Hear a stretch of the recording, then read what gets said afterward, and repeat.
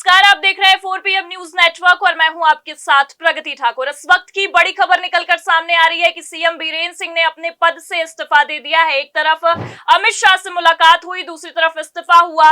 तो क्या अमित शाह नीतीश कुमार के सामने घुटनों पर आ गए हैं और आखिर जेडीयू ने क्यों बीजेपी से समर्थन वापस लिया है?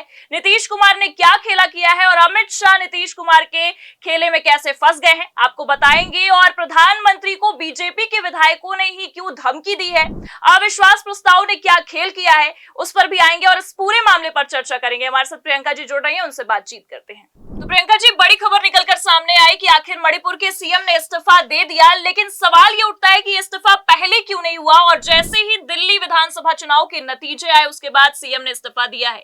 क्या कारण हो सकते हैं इसके पीछे? शानदार सवाल है प्रगति, और आपके सवाल में ही आपका जवाब छिपा हुआ है। साफ दिखाई दे रहा है कि किस तरीके से दिल्ली विधानसभा चुनावों के तुरंत बाद मणिपुर के मुख्यमंत्री ने अपने पद से इस्तीफा दे दिया है। आपको बता दें, एक तरफ गृह मंत्री अमित शाह से मुलाकात हुई है, वहीं दूसरी तरफ कुछ ही घंटों के अंदर ये इस्तीफा निकलकर सामने आया है। ये इस्तीफा हुआ है तो सोशल मीडिया से लेकर हर जगह हड़कंप मच गया है। आपको बता दें, ये वही इस्तीफा है जिसका कब से इंतजार किया जा रहा था, लेकिन ये इस्तीफा मोदी सरकार ने नहीं लिया तो नहीं लिया। मोदी सरकार की मणिपुर को लेकर काफी फजीयत हुई, देश में भी हुई, विदेश में भी हुई। आप अच्छे से जानती हैं कि किस तरीके से मणिपुर जल रहा था, 2 सालों से जल रहा था। महिलाओं को निर्वस्त्र करके सड़कों पर दौड़ाया गया, घरों से लोग निकल नहीं पा रहे थे, घरों को जलाया जा रहा था, दहशत का माहौल था। लेकिन इन सब के बावजूद मणिपुर के मुख्यमंत्री ने इस्तीफा नहीं दिया। फिलहाल अब ये इस्तीफा हो चुका है और इस इस्तीफे के बाद से साफ समझ में आ रहा है कि किस तरीके से भारतीय जनता पार्टी दबाव में आ गई है।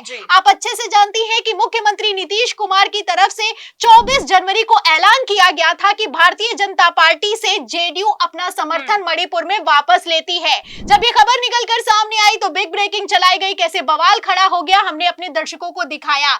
आप अच्छे से जानती हैं कि जैसे ही जेडीयू ने भारतीय जनता पार्टी से मणिपुर में अपना समर्थन वापस लिया, उसके कुछ ही घंटों के अंदर इस फैसले को पलट दिया गया। दावा यह किया गया कि नीतीश कुमार ने अपने जो वहां के मणिपुर के प्रदेश अध्यक्ष हैं उनको हटा दिया है और ये जो समर्थन है वो बरकरार रहेगा। फिलहाल तब तो ये समर्थन बरकरार कर दिया गया था और अब इस समर्थन को वापस देने के पीछे की डील निकलकर सामने आ गई है। साफ दिखाई दे रहा है कि किस तरीके से गृह मंत्री अमित शाह भयंकर दबाव में दिखाई दे रहे हैं। एक तरफ अमित शाह की मुलाकात हुई है मुख्यमंत्री एन बीरेन्द्र सिंह से, वहीं दूसरी तरफ ये इस्तीफा हो गया है। दावा यह किया जा रहा है कि अमित शाह ने नीतीश कुमार से वादा किया था कि आप दिल्ली विधानसभा चुनावों तक रुक जाइए, उसके बाद मणिपुर पर हम एक्शन लेंगे। आप देख सकती हैं कि अभी 24 घंटे हुए हैं, दिल्ली विधानसभा चुनावों के नतीजे आए, मणिपुर पर एक्शन हो गया है। मणिपुर में मुख्यमंत्री का इस्तीफा ले लिया गया है। जाहिर सी बात है, अगर ये इस्तीफा लेना था तो पहले भी लिया जा सकता था, बाद में भी लिया जा सकता था। मोदी सरकार की जब फजियत हो रही थी तब भी ये इस्तीफा हो सकता था, लेकिन ये इस्तीफा नहीं हुआ तो नहीं हुआ। फिलहाल अब ये इस्तीफा हो चुका है और अब इस इस्तीफे के बाद से भारतीय जनता पार्टी की डबल फजियत होती हुई नजर आ रही है। आपको बता दें प्रगति, एन बीरेन्द्र सिंह जो कि मणिपुर के मुख्यमंत्री हैं, उनकी एक तस्वीर भी सोशल मीडिया पर वायरल हो रही है। इसमें साफ लिखा हुआ है कि 2 दिन पहले महाकुंभ में नहाने के लिए आए थे और अब इस्तीफा दे दिया है। फिलहाल इस नहाने से और डुबकी लगाने से मणिपुर में किए गए अपने पापों को कैसे छुपा पाएंगे, इसको लेकर भी सवाल खड़ा होता है। तो बिल्कुल देखा जा सकता है प्रियंका जी, किस तरह से नीतीश कुमार दबाव बनाते हुए नजर आ रहे हैं और अमित शाह घुटनों पर आ चुके हैं। लेकिन इसी बीच ये भी एक तरफ खबर निकलकर सामने आई कि कांग्रेस अविश्वास प्रस्ताव ला रही है और दूसरी तरफ ये भी खबर निकलकर सामने आई कि बीजेपी के ही विधायकों ने प्रधानमंत्री को धमकी दी है। तो ये क्या मामला और इस पर अपडेट क्या है? बड़ा मामला निकलकर सामने आया प्रगति, खबर निकलकर सामने आई और इस खबर से साफ हो गया कि भारतीय जनता पार्टी को मणिपुर में बड़ा झटका लगने वाला है। आपको बता दें, कांग्रेस ने ऐलान कर दिया था कि अविश्वास प्रस्ताव लेकर आएगी। जैसे ही 10 फरवरी को मणिपुर में विधानसभा का सत्र शुरू होगा, इस अविश्वास प्रस्ताव को पेश किया जाएगा, मुख्यमंत्री के खिलाफ इस अविश्वास प्रस्ताव को लाया जाएगा।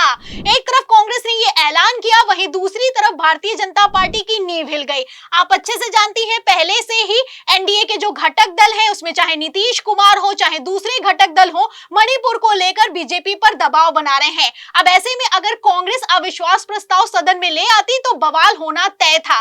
वैसे भी आप जानती हैं कि कैसे जेडीयू ने पहले ही भारतीय जनता पार्टी से मणिपुर में पल्ला छुड़ा लिया था। ऐसे में अमित शाह ने किसी तरह का कोई रिस्क नहीं लिया। एक तरफ दिल्ली विधानसभा चुनावों के नतीजे निकलकर सामने आई, वहीं दूसरी तरफ मुख्यमंत्री एन बीरेन सिंह से मुलाकात हुई है।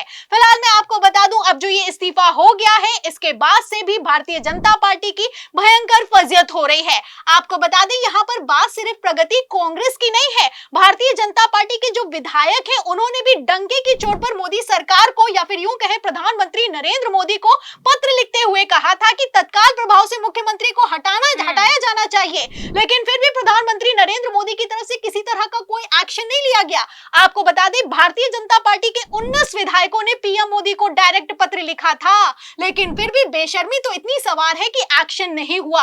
इतना ही नहीं, आपको ये भी मैं बता देती हूं कि गृह मंत्री अमित शाह को भी बीजेपी के ही विधायकों की तरफ से पत्र लिखा गया था, और इस पत्र में साफ साफ कहा गया था कि आप अपनी सेना को हटा लीजिए। मतलब आप देख सकती हैं कि भारतीय जनता पार्टी के विधायकों ने ही साफ कह दिया था कि गृह मंत्री अमित शाह पूरी तरीके से मणिपुर में फेल हो चुके हैं, लेकिन तब भी एक्शन नहीं हुआ। फिलहाल अब जब ये एक्शन हुआ है और इस एक्शन के पीछे की कहानी निकलकर सामने आई है, तो साफ दिखाई दे रहा है कि भारतीय जनता पार्टी घुटनों पर आ गई है। बिहार के विधानसभा चुनावों की अगर बात की जाए तो साल के आखिर में बिहार में विधानसभा चुनाव होने वाले हैं, दिल्ली के विधानसभा चुनाव हो चुके हैं। ऐसे में नीतीश कुमार को लेकर मोदी शाह किसी तरह का कोई रिस्क नहीं लेना चाहते हैं, और ये इस्तीफा उसी का जीता जागता उदाहरण है। प्रगति। बिल्कुल प्रियंका जी, देख सकते हैं कि नीतीश कुमार के दबाव में पूरी की पूरी भारतीय जनता पार्टी दिख रही है, क्योंकि जिस तरह से इस्तीफा दिया गया है, ये इस्तीफा पहले भी दिया जा सकता था, और लेकिन उसके बाद अगर हम देखें तो ये दबाव दिल्ली विधानसभा चुनाव के बाद ही होता हुआ नजर आया। और दिल्ली विधानसभा चुनाव के जब नतीजे आए तो आज